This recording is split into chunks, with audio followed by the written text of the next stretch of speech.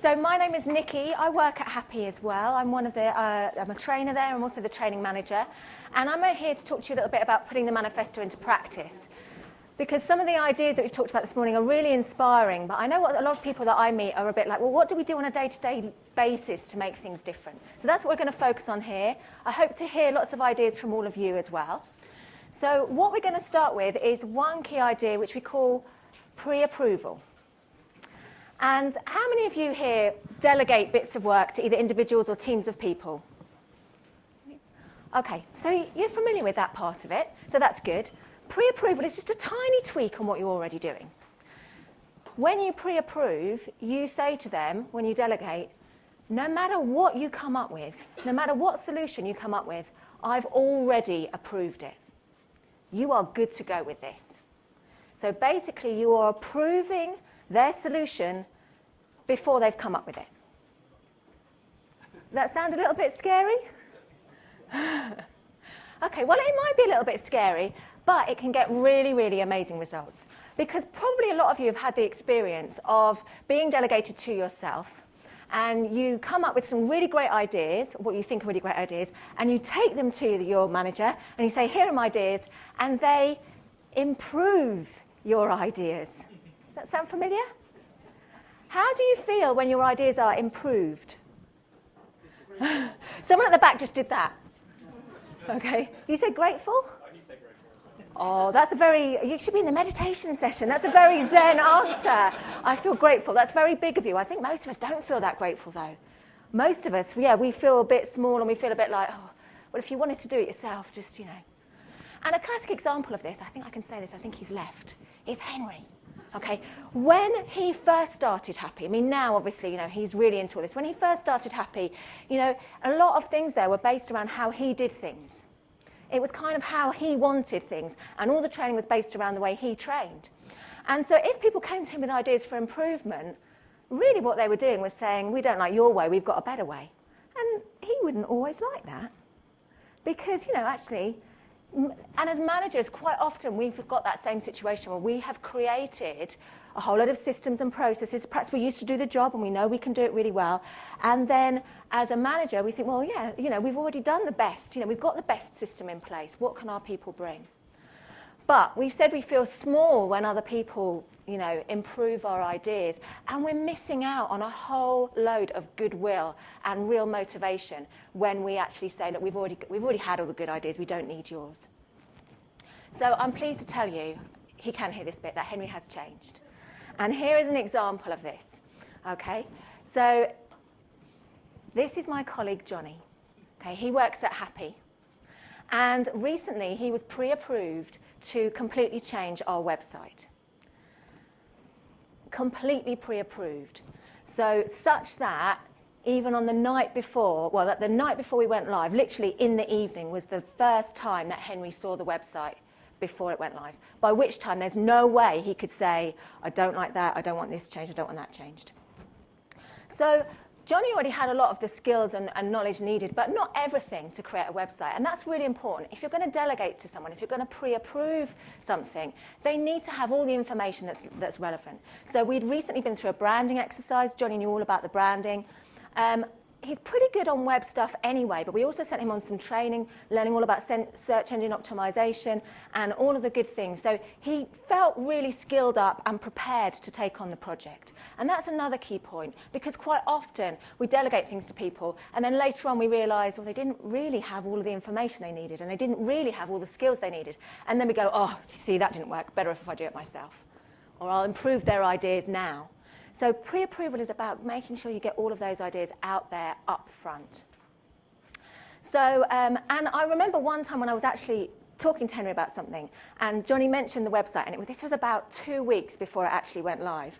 And there was a key moment when Johnny said to him, well, do you want to see it then? Because I'd sort of said, oh, is that the look of the new website? And Johnny said, yeah. And Henry was like, oh. And Johnny said, so do you want to see it then? And Henry, with all of his willpower, said, no, I trust you. That wasn't easy, even for Henry. I know we all look up to him a little bit, but it wasn't easy to say no. Because, of course, if he had have seen it, do you think he could have resisted giving his opinion? really, honestly? And if you think about yourself, can you really resist? So, are you wondering whether he did a good job? Has anyone seen the Happy website since? Yes, you've all been visiting regularly. Well, more people have been visiting. We've got 3 times the number of visitors to the website straight after the launch, and twice the number of bookings that come via online. So Johnny did an amazing job, even though senior management didn't give their opinion of what he'd done, because he was completely pre-approved. I mean, we like to think that we set him up to succeed because he knew what he needed to know and he really cared. He's really shown in the past that he really wants to grow Happy as a business, so he was very well placed to do that. And also we made sure that he had the training so he understood what kind of things would bring more visitors to the site. Asking what the safety net was, it was for him to manage the safety net. It was his project. So absolutely, he still had regular meetings with his coordinator during that time. Oh, okay, Happy, we have funny names for everything. Coordinator is what we call managers. So he still had regular meetings with his own manager at that time, and they would have given him support if he'd wanted it and he could ask for it. But the point is, it would have been led by him, rather than someone else saying, I need to check up on you. And sometimes when you delegate in this kind of way, it means that you've got to do a lot more work up front. I meet so many people on management training courses who say to me, well, I've tried to delegate and it doesn't work. And then when you kind of delve a bit more, what they say is, well, I gave them the task and then they didn't do what I wanted. And when you say, well, did you talk to them about what skills they need? Did you talk to them about how it would fit in with their current priorities? Did you talk to them about what they thought they might do and what challenges they thought they were going to be? And they give you that look like, oh, no, I didn't talk to them about any of that stuff. I just said, here's a job. And then they didn't do exactly what I wanted, and I was really disappointed. So what we're talking about here is a change. It's not about not supporting people, but it's trying to say, actually, we've got other mechanisms for support in place, and this person can go and get the support if they needed to. So if Johnny wanted to talk to Henry about any of the principles that he needed in order to design the website, he could. But what we discouraged him from doing was showing Henry the actual screens, because then, well, it's something about who owns something. As soon as you show it to a senior manager and a senior manager starts to say, oh, have you thought about changing, even if they say it in a nice way, have you thought about changing this, or, that those aren't the pictures that we normally use. Suddenly, whose website is it? And that's what happens with so many bits of work. And then we wonder why people don't follow through in other ways. But it's really about who owns it and not transferring that back. Does that... So that's it. Yeah. Okay. What was Henry's reaction when he saw it just before red flag? Well, what he told me was that basically he thought, oh, that's not what I would have done, but I've pre-approved it. It's going live tomorrow. We've told everyone it's going live tomorrow. It's got to go. Let me see how it turns out. If it had have bombed, and it could have done, you're right, even though we tried to set him up to succeed, it could have bombed, then the key thing would be about learning from it. Our ethos at Happy is to celebrate mistakes. So that means, looking at it from the best point of view. If it hadn't have worked out, it's trying to work out, okay, what hasn't worked and what do we do about it, rather than thinking about a blame or making Johnny feel really small because he's the one. It's like, basically, okay, you tried that, what do you want to try now, or how would we go about fixing it? When we talk about celebrating mistakes, it's really about making sure that we talk about the things that don't work and we learn from them as an organisation. We don't want to hide things that don't work. We want to share them and celebrate them. And what we found in our experience when we talk to different people, not just in our organisation, but people from all over the place, is that when you pre-approve, something special happens. There's like a kind of magic thing where someone feels really kind of big. At the beginning you said about when you'd worked at your best and quite often put your hand up when you felt you'd been given a challenge and you felt you'd been really trusted. Pre-approval is the ultimate measure of trust. It's saying, I trust you so much, whatever you come up with. And it seems to really bring out the best in people. And they will do what they need to give the best. They will consult with other people, they'll get advice, they'll go on training, they'll do whatever. But you're saying, I trust you to do the best job you can. The bit that's really hard is, and this is something Henry will admit, good job Johnny's not here now, but Henry will admit, he didn't even, there's bits of the website he doesn't like that much now. But do you know what? Who cares whether Henry likes it? Because the visitors like it, because they're coming 3 times more often, and we're getting twice as many bookings. And one thing you've got to be prepared, if you really want to create a great workplace, if you really want to trust your people, you've got to give up this idea that you know best. And I know that's really tough because I know sometimes you're all very clever. I can just tell that just by looking at you. So you probably do know a lot of really good stuff. But if all of the ideas are coming from you, you're missing out on all of that goodwill, all of that energy from your people. This is true for all of you and all of the leaders in your organisations. Your leaders have got some amazing skills. You've got some amazing skills. And you don't know everything. And you know what? Even if you do know everything, it's not enough, because the team that have to implement your ideas, if they don't buy into it, if they think it's your idea and not theirs, they'll never put their heart and soul into it the same way they will when they feel like it's their idea. So, and you know, we've given an example here of Happy. I just want to give you another example. This is a much smaller example, but I was recently doing some workshops for Harvester. Some of their teams, their high-performing teams, they're really looking at how to take their customer service to the next level. And we were talking about all this kind of thing with them. And we asked them to share examples of where they've pre-approved. And one of the managers there, he told the story of basically Mother's Day. This was just after Mother's Day, and he said, Mother's Day this year was a massive success. And it's a big, stressful time in a Harvester, Mother's Day. It's a very busy day. And it can go wrong. And what he'd done is pre-approved one of his team who had shown an interest. That's how it started. She'd said, what are we going to do for Mother's Day? He'd pre-approved her to kind of manage the whole day and make it really special. Now, of course, she was uniquely, well, not uniquely, but she was especially suitable for doing this task. Can you guess what special skills she had? Or what? She was a mum, yeah. He was never going to be as good at this as she was. Never, ever. Okay, she was a mum.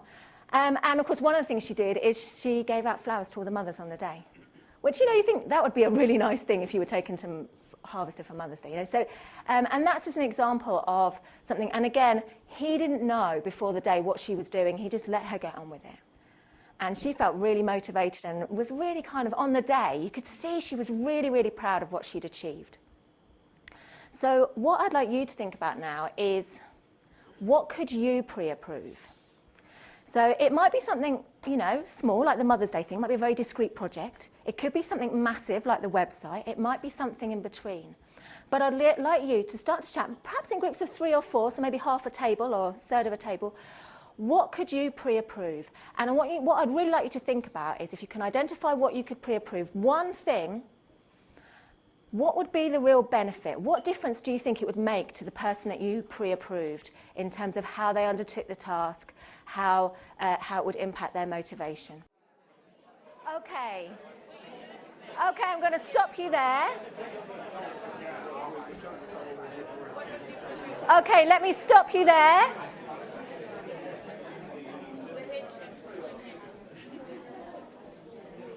Okay. So one thing I noticed this morning when people arrived is a lot of us were just really excited to be at Google. It was kind of just like, ooh, so it kind of feel like something special might happen just because we're here. So I just wanted to include something here. They did a bit of research at Google a while ago, looking at what made great managers. And the way they measured that was by what made the most high-performing teams. So they noticed that across Google, with all the amazing things that Google's got in place, there were some teams that were still doing considerably better in terms of performance than other teams. Now, a lot of organisations make assumptions about things like this, but apparently one of the things that Google do really well is analyse stuff. So they collect tons and tons and tons of data, and they analyse it really carefully to find out what made, what was going on in those teams where they were, on their best, at their absolute best. And what they did is they came up with 8 different things, okay? So here are the 8 different things that they came up with. So these were the things that the managers were doing in the teams that were really, doing the best. Now I'm going to give you a handout in a minute with these written on them, so don't worry about writing them down, okay? You're thinking, why not give us the handout at the beginning? Well, because that would take all the fun out of the next bit, which is I'd like you, on your tables, to decide for me which of these wonderful 8, which are the top 3, the 3 that make the biggest difference in terms of management behaviour when looked against team achievement.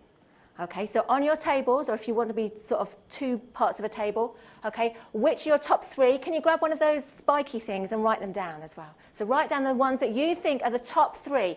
I'm only going to give you 3 minutes for this.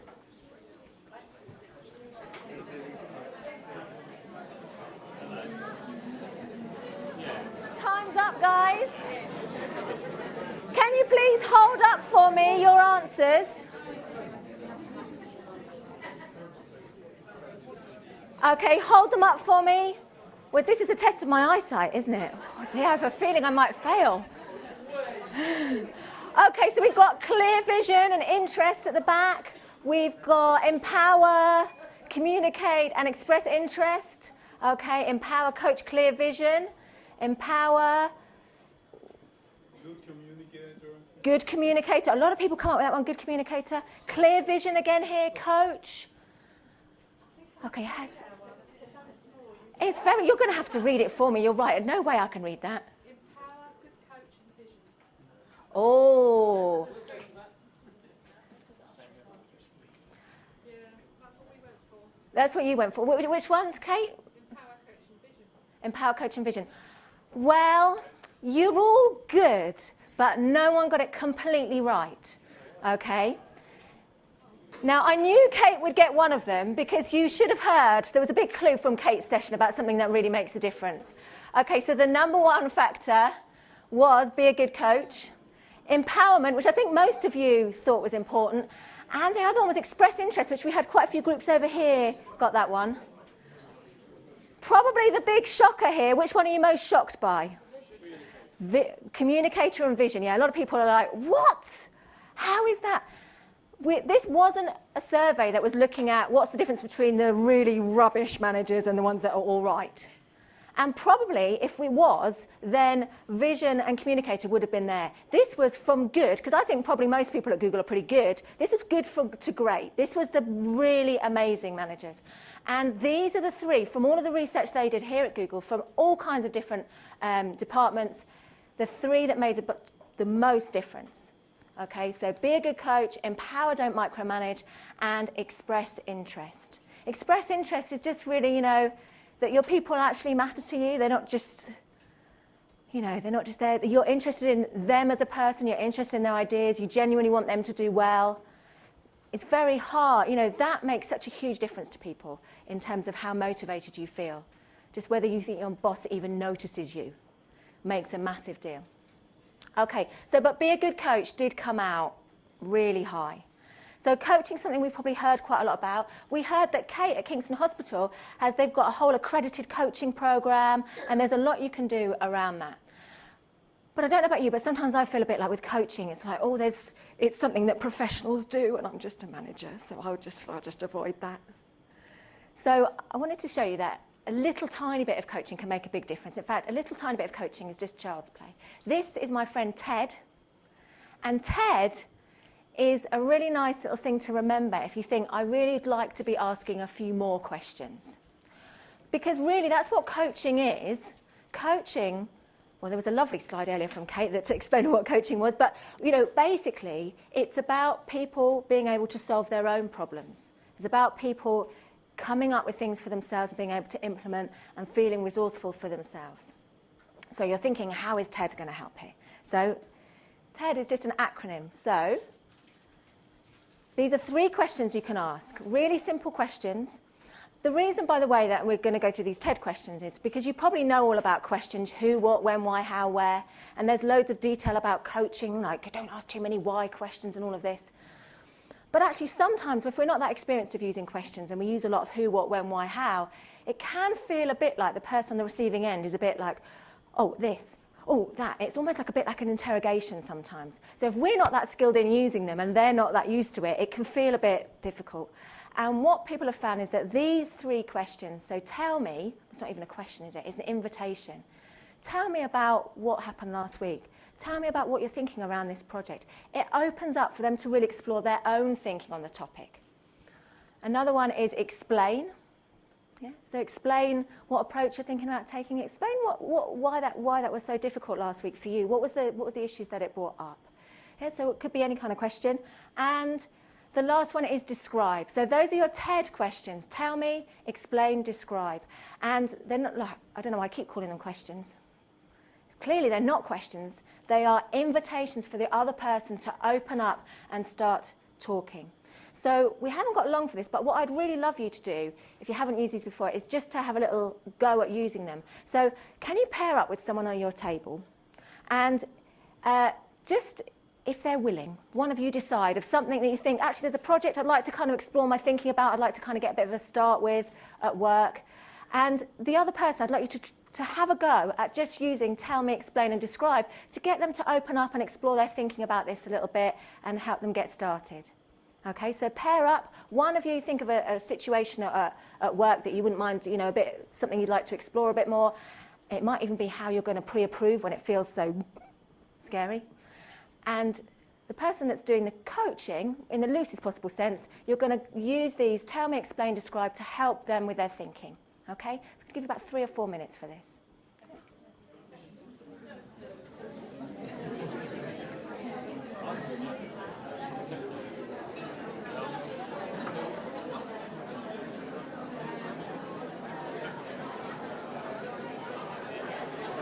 Okay.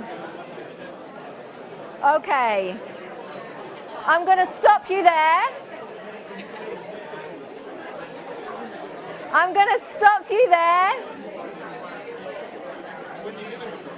I can see now you've started coaching, you don't want to stop, which is fantastic news. So hopefully you found that quite straightforward. Okay, and you know, really the other half of this, if we just think about that lovely TED that was there before, you know, these are questions which help to open up, questions again, these are statements that help open up people's thinking. But of course the other bit that's really important that goes with it is the listening. So the idea is that you ask this and then you stop and you listen for quite a while they say what they want to say.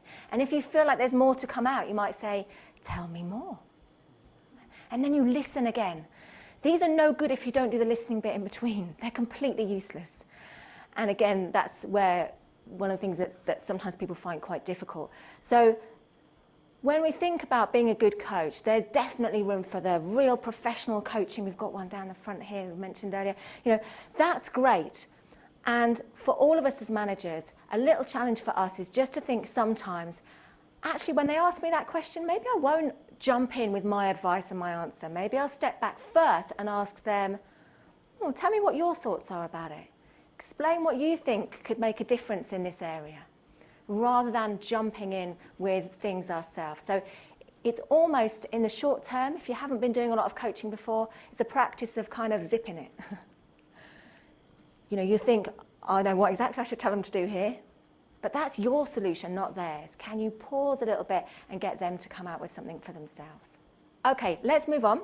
So, one last final thing is thinking about what needs to be in place. So a little tip around putting the manifesto into practice. So we call this the job ownership model. And there's nothing really sort of technical or clever here. It's a lot of things that we've spoken about today.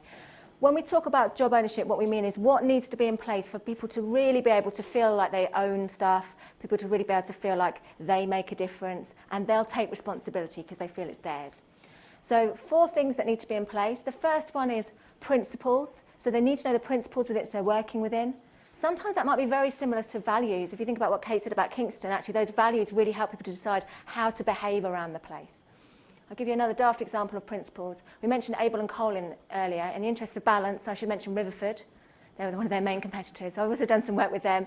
And when we talked about principles with them, one of the people who worked on their production line packing the veg boxes say, well, I've got a principle. If I wouldn't give that box to my gran, it wouldn't go to one of our customers. So that's really clear for him. It was really, really clear that that was a principle which he used. He didn't need a whole lot of rules. He didn't need, you know, carrots must be this long. These things can't be wobbly. I mean, organic food, the customers like it when it's wobbly anyway. But it wasn't that. It was saying the quality's got to be there and it's got to be good enough for my gran. If it's good enough for my gran, it's good enough. Can you see how that's a kind of principle where you don't need to apply it. You can just use your own logic to apply it. So that's what we mean by principles. Really important that it's those and not rules. Then people need to have targets or objectives that they're working towards. We'll talk about that one a little bit more in a moment. They need to get feedback, so they need to know how they're doing. If Johnny had done the website and it had launched and he never found out whether we got more visitors or more bookings or anything, it would have been really odd. We could have all said, oh, we like it, and he might have said, I don't like the design that much, and it wouldn't have really mean anything. He needed to know, he needed to be able to get feedback. Luckily, he'd learned how to find that out for himself. So that's the best kind of feedback, where the person can get it directly for themselves. And the last thing is support, which is, I think, something I know some of the people at the front perhaps are a little bit concerned about with the pre-approval, that, is the support still there? And absolutely, you need support structures in place. Okay, so I want to give you an example of, well, actually, let's think first of all about some questions, okay? So I'm going to ask you here, manager or team member, okay? We'll go for a bit of anarchy. We'll just call out. We'll see, okay? This may or may not work. Okay, so the first question is, who should set the targets, manager or team member? Both. So some people, a lot of you saying team manager, team member, some of you saying both, some of you saying manager. Okay. Next question, who do you think would set the tougher target, manager or team member? Oh, some of you saying manager, some of you saying team member. Actually, research has shown that the team members tend to set the tougher target. So a lot of you got that instinct. And of course, a lot of you will say, well, it depends on the individual. Of course, it does depend a little bit on the individual. But generally speaking, individuals set tougher targets for themselves. I mean, you only have to look at what people do in their private life. I mean, some people are crazy. My brother-in-law started running these Ironman triathlons. He's crazy. He has to train every day. He has to get up at ridiculous times in the morning. He would never do that because someone else told him to do that. He's doing that because he's motivated to do it. And therefore, he'll work really hard towards it. Okay, which brings us on to the last one. Which is a person more likely to strive to achieve? A target set by their manager or one they've set themselves? Set themselves, absolutely. So that's what we believe as well. So I'm glad there's a so really that almost brings us back to the first one. So if you think that individuals tend to set tougher targets for themselves, if you think they're going to work harder to achieve a target they've set themselves, then why on earth would you set it for them?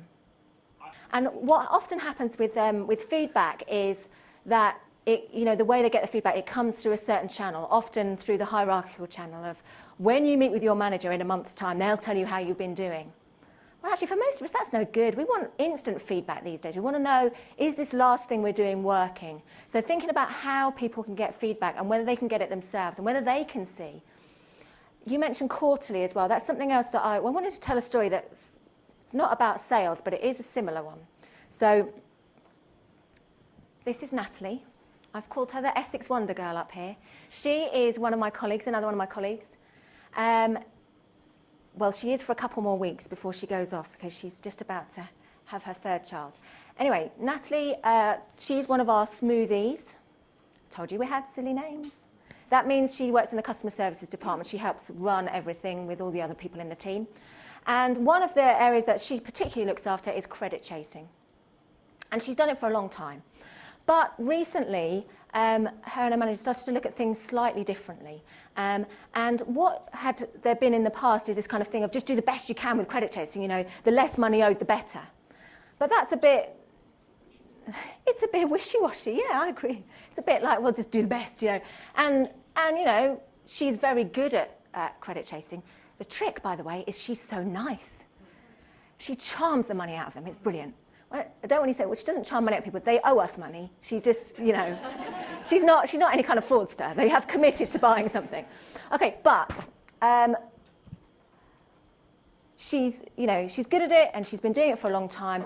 And she's been at Happy a very, very long time. And she's not, the most, dynamic, high, ambitious, high-performing member of the team. She's been there a long time. She's a very popular member of the team, but she's been doing credit chasing for a while. So it's not a new or exciting project for her. It's just something that she's been doing. But they decided to do something different. And instead of having targets that were either wishy-washy or that were this quarter, which is somebody mentioned the quarter, they started looking at short-term targets, basically 2 weekly targets. So when they started this process, it was September, and we had £130,000 owed to us. Now, we're quite a small organisation, so that's a lot of money. And you know about cash flow for a small organisation, so it's quite a big amount of money. It's quite a big deal. Each 2 weeks, she started to do, and they just did this thing where she filled in the spreadsheet. She did it all herself, and then she'd show her manager when they met. So she'd fill in the spreadsheet, and she would say, here's the figure that it is now, because she can look it all up on the system. So she looked at, here's the figure that it is now. Here's what I think I can get it down to in the next 2 weeks. Okay? In the first 2 weeks, she set a reasonably, oh, I think I can do this. The second 2 weeks, she obviously had a bit of a blip. She got really, really scared, and she set a really pathetic target, if I'm honest, like really low. But do you know what? In the 6 months since then, guess what she's got it down to? She's good, but not quite that good, Marion. She's got it down to 30. Well, by March, actually, she might have done more than that by now. She got it down to 30. Now, this idea about who should set the target, I can honestly tell you, we've never had that low amount owed to us, ever. Well, possibly back in the early days when we were really small. So Henry would never have set her that target 6 months ago. She would never have set it for herself 6 months ago. But by making it fortnightly targets, it was something that was really live for her. And you know what was interesting? Well, her manager didn't comment at all on the targets that she set herself. It was just, you have to communicate this with me. But they didn't comment at all. They didn't say, oh, you've got scared, why have you gone low, or you've got ambitious, or you've got high. They just let her present it back, and then obviously, gave her the plaudits for actually achieving that. So maybe, and this has really made me think that quite often we are setting targets that are quite long term, like this quarterly thing, and then people do forget, what do we achieve in a quarter? And actually maybe what's more useful for some people, I know we're all different, but I've been thinking this might be really useful for me, is more short-term targets.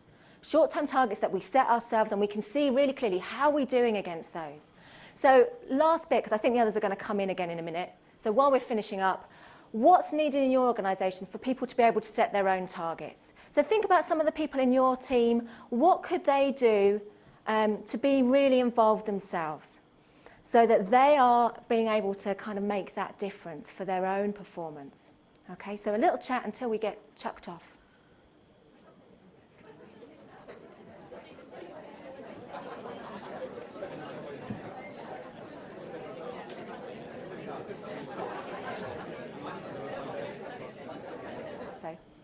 Anyway, it looks like we've got our friends back. So I think that means I'm off.